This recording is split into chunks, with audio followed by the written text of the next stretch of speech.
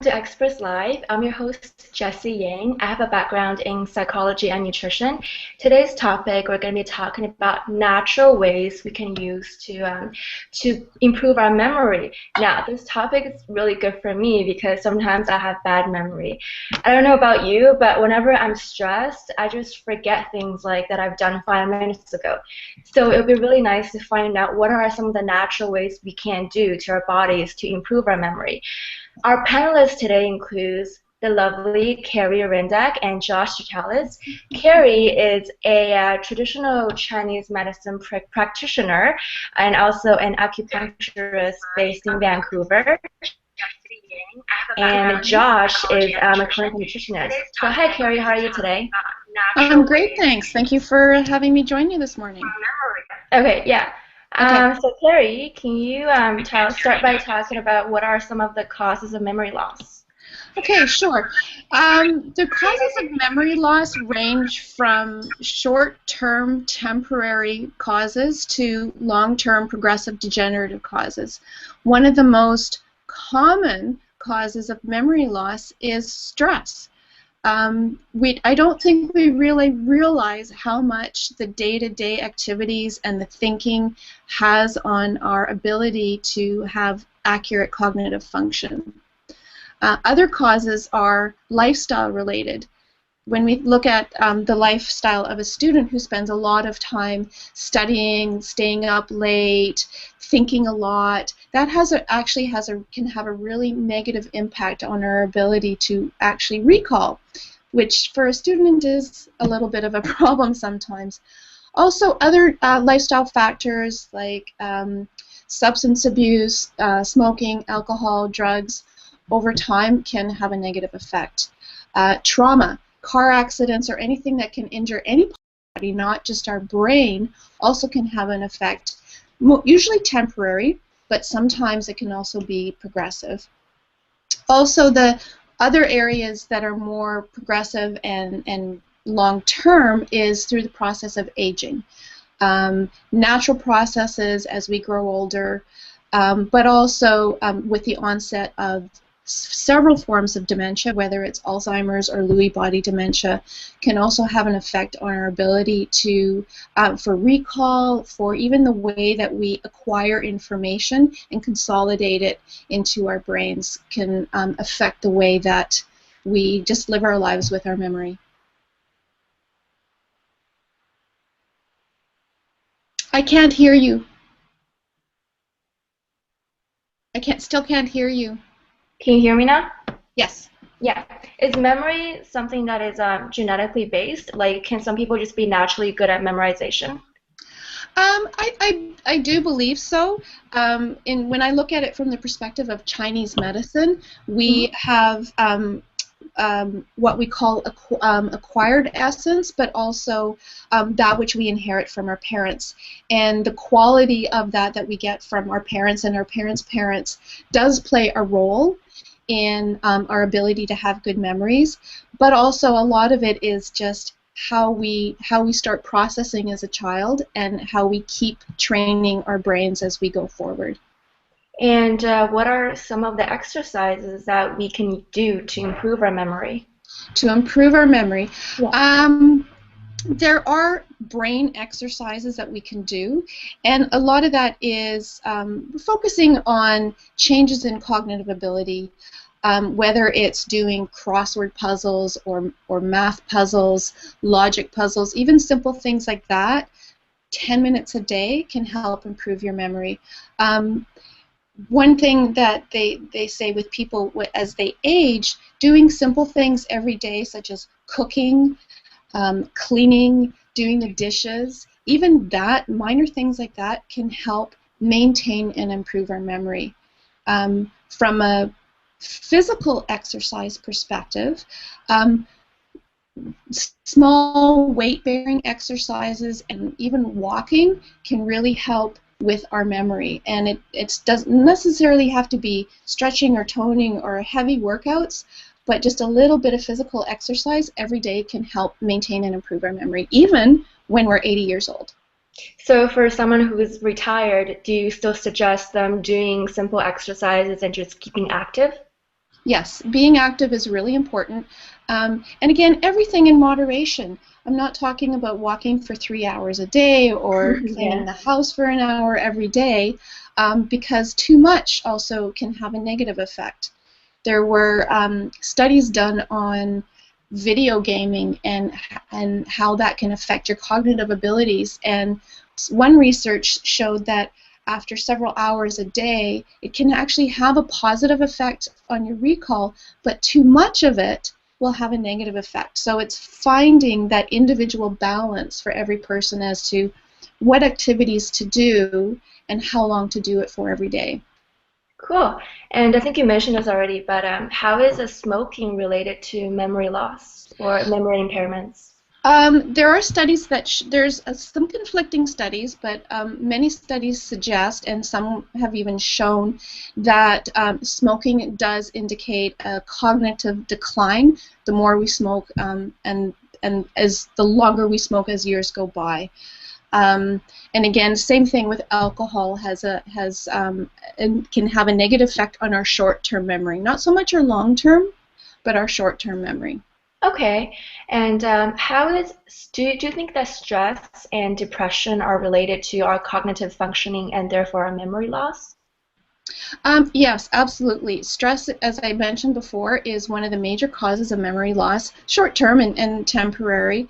Um, and so in a way to work through that, there are a lot of different stress exercises that you can do in terms of identifying the stressors that are Yeah. impacting your life the most, Mm-hmm. and it's actually physically writing them down and understanding what these stressors are, how they impact you, how you respond to them.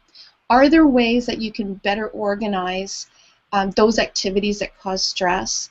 Can you delegate? Can you remove some of the barriers that you might have control over that can help reduce the stress in your life? And one of the most easiest, in a way, activities for reducing stress is to get more sleep. There are research shows that if we don't have enough sleep, that has a negative impact on our memory, and the more sleep we get, without sleeping 12 hours a day, Yeah. sleep is one way where we can actually help to restore our memory. From a traditional, I guess, Chinese medicine or acupuncturist point of view, how can these practices help our memory? Okay, so in the world of Chinese medicine, we look for patterns. So, for example, if all of us came into my office and said, I have memory loss, I ask a whole bunch of questions and to try to find that pattern or patterns that match your kind of memory loss. And it's based on meridian systems and organ systems. And from there, I figure out what is the best way to treat you. So you may have a situation where you're in what we would call an excess pattern, where you've been living hard, living late, drinking a lot, not sleeping enough, or you may have a situation where you're debilitated after an accident and you're really weak and in a deficient state. So from there, I would just figure out what sort of modality to use, whether it's acupuncture to help reduce an excess or bring back a deficiency. Chinese herbal formulas, which are very complex, and that we're always adding in more stuff and removing herbs to make it customized to your situation. We help with lifestyle adjustments, Chinese medicine-related food cures to help bring you back into balance again, because our body is always trying to find that balance, and the more stressors in our system, the harder it is for that balance. So we use the acupuncture and Chinese medicine to make those adjustments to get you back into balance.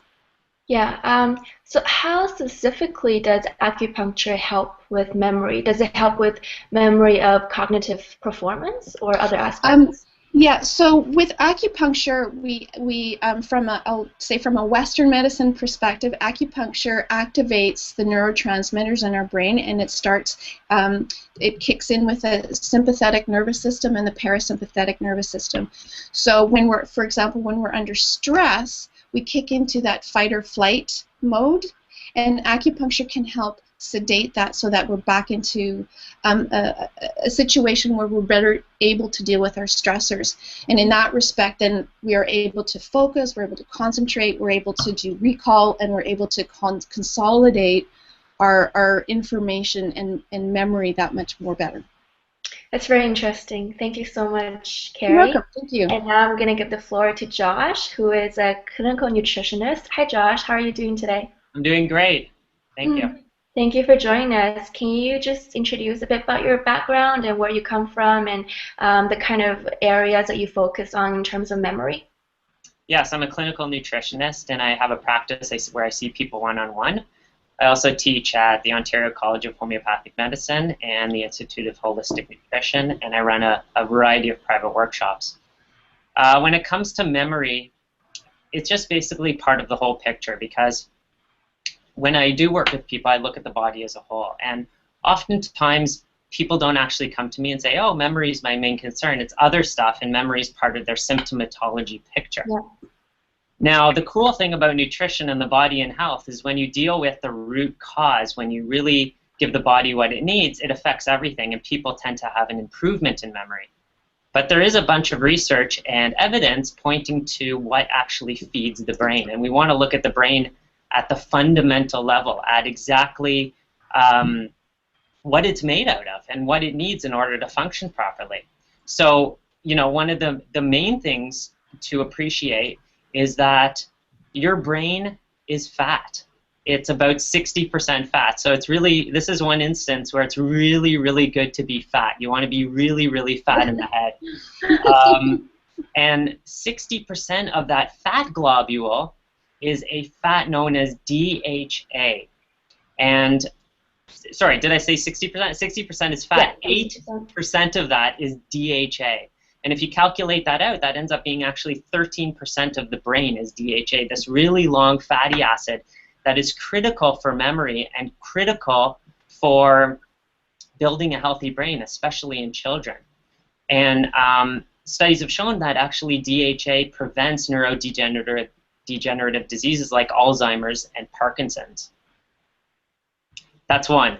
Two, the brain also needs fuel. And the brain really loves glucose, blood sugar. And in order to provide that brain with the blood sugar that it needs on a regular basis, it needs a really gradual flow of that fuel. It doesn't like tons at once, and it doesn't like, you know, not enough. So, you know, the diet, like the standard American diet, is really high in carbohydrates, really high in sugar, and people are saturating and loading their body up with sugars way too fast for their body to handle, and there's various consequences because of this. So the best diet for memory and for the brain is really a low glycemic index diet, and actually moving more towards a Paleolithic diet, which is what the research shows. But mainly we want to have that slow feed of fuel to the brain. Yeah, so, well, obviously diet is related to everything. It's like it makes up our body. We are what we eat. Can you kind of recommend some of the diet components that we could add to our diets in order to achieve better cognitive functioning?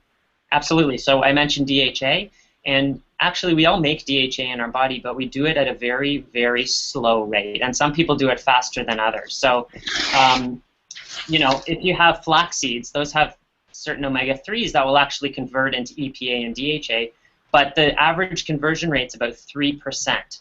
But we don't have to eat those flax seeds. We can actually get right to the chase and eat fish. And fish has already done the work for us. They've eaten things like algae, and they've made the conversions in their body. And when we eat them, we get these preformed long-chain fatty acid omega-3s like DHA. What's also really cool is recently, you can get it in supplement form, but algae, because the fish eat that, they get the good fats. You can also get the DHA and EPA from algae. So this is kind of a recent technological advancement in the supplement world. You used to not be able to get EPA from algae, but you used to be able to get DHA from algae, and you can take that in a supplement form. So those things are really good for memory as well. It's good for me because I love seafood. But yeah. for people that don't like eating fish, can they get a supplements for, like, specifically for omega-3 fatty acids or EPA and DHA? Oh, absolutely. There's a number of companies out there. There's you can get fish oils, you can get cod liver oil, you can get vegetarian sources of EPA and DHA from algae.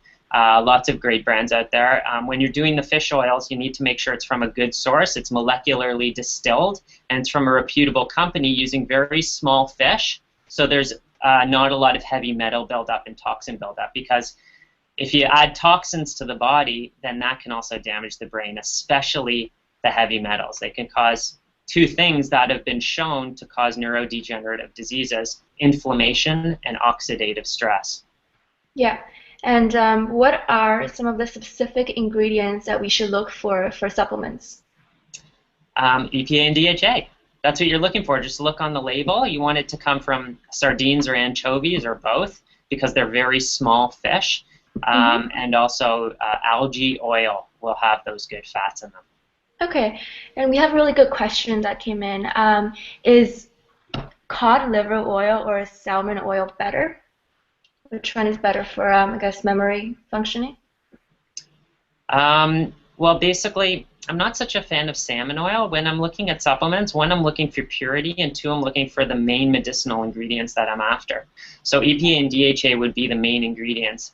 And then I'm looking for a source that's natural and that's, not full of toxins. So as I mentioned, sardines and anchovies are the best source. Cod liver oil, you're getting the vitamin A and the vitamin D. So if that's your goal, that's a good oil to go with. But again, I like to dose the vitamin A and vitamin D separately based on blood tests that tell me where people's levels are of the vitamin D factor, so I can give them the appropriate dosage for them. Okay. And I guess from a nutritional point of view, do you think it's always better to eat the natural foods, or do you think that supplements can kind of substitute or even be better than the real food itself? Well, it's always best to eat food first, right? And if you can get your fats that way, that's, obviously the optimal. But this day and age, omega-3 consumption has gone down, from 1/6 that it was about 50 years ago, and omega-6 consumption has skyrocketed. So we need a ratio of about 3:1 omega-6 to omega-3, and the average diet's about 40 or 50:1, which is completely out of balance. So for those people, I would definitely highly recommend the supplementation to get that balance back in order. And also, I use the supplementation for therapeutic effects sometimes for short term in specific situations. So it really depends from person to person. This is individualized biochemical. Everybody's different, right? Yes, exactly. And we've talked about this with Carrie a little bit before, but she mentioned that video games are good for our memory. What are your thoughts on that, and can you just explain how it can stimulate our memory? Absolutely. So, there's three things to keep the brain healthy: blood sugar, which I talked about, blood perfusion, which is having good blood flow to the brain, which we get through exercise and keeping our blood vessels nice and clean, and as she mentioned, stimulation. So humans love novelty, and we love novelty for a reason. You don't go and watch the same movie, every single time, because we know intuitively that that's not going to build a new brain. We like to see new things and do new things. So a video game is definitely going to stimulate the brain, and that's what we want. It's going to create new connections with our neurons. But obviously, if you overdo it, you're kind of taking the time when you could be, exercising or doing something else to stimulate the brain. So, it's everything in balance, and I think video games would be a great way to stimulate the brain if they're non-violent educational video games. But if you go too far, I'm sure it's just not going to be stimulating anymore. So I don't know how much you know about video games, but can you recommend some types of video games that would be best suited for memory, I guess, advancement? It's an interesting question. I actually don't know much about video games at all. I've never really been into playing video games, but Because you mentioned like too violent is not good, but I think most video games are pretty violent nowadays. definitely. I mean, there's a great program by the company called Heart Math. They've done tons of research on the brain and what's called heart rate variability. And this puts, you know, Carrie was talking about this. They've developed actually video programs, really, you know, kid-friendly, where you can actually control the video game with your brain. It's unbelievable. And this helps to put the body in a parasympathetic mode, which helps with regeneration and memory retainment, and helps them to actually match their heart rate variability with their brain waves. And this is fantastic for building a brain and fantastic for improving memory. That's pretty awesome. Yeah. And you know, with like our technology nowadays, like, you know, little kids have their cell phones and iPads and all those stuff. And do you suggest, like someone like a 5-year-old, do you suggest them start to play games at that young age in order to stimulate their memory, or do you think that's, you know, technology is not good for the younger generation? You know, Jesse, everything in moderation. My first choice is to get kids to play outside. Yeah. And then, you know, do their homework, do their schoolwork. You know, video games, computers, things like that can be used in certain ways for educational purposes. But in terms of games and video games, I would keep it as limited as possible unless they're educational. And even still, there's other factors really that we're not getting into here, like radiation and EMFs and whatnot, that we don't want to overdo, especially with a growing child. I wrote a blog on this on cell phones, and they're extremely dangerous, especially for a child's brain and body. Yeah, that makes sense. Now, Josh, this question is for you. What do homeopaths do that is different than my traditional medical doctor? Homeopaths? Well, I'm not a trained homeopath. I just teach them nutrition, so I'm not exactly sure. But from a tradition, did they say a traditional medical doctor? Yeah, traditional medical doctor. Well, okay, so I could talk about what I do or what natural practitioners do in relation to that. Basically, the medical system and an allopathic doctor is really a disease care model. So they're really waiting till a pathology has developed, whereas what Carrie does and what I do in natural health and preventative medicine, we're really wanting to prevent things years before they're happening. So in the traditional medical model, they'll start to see symptomatology that says, okay, maybe you have Parkinson's, maybe you have Alzheimer's, maybe you have memory loss or dementia, and then they'll start to investigate and then treat if appropriate, if it's appropriate. But for natural medicine, we want to prevent these years before, and Alzheimer's and Parkinson's take 20 to 30 years to develop. So the process starts years before symptoms show up. So we need to start years before, and we do that by, you know, consuming the good fats, controlling our blood sugar, exercise, meditating, having the balance of stimulation and rest as well. So we're looking at before things start to go bad, because things like Parkinson's and Alzheimer's, once you have the symptomatology, the only thing that can be done is you can slow progression. You can't stop it or reverse it.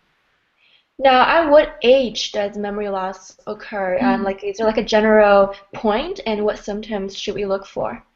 It can actually occur at any age, and the three primary, obviously it's people who are older are much more prone, but three symptoms, very, very early symptoms of neurodegenerative disease are fatigue, brain fog, and believe it or not, constipation. Really? So yes, if you have these symptoms, there's a red flag. You want to start to investigate further and see if you need to change some dietary and lifestyle factors to actually stop the process from happening. Okay.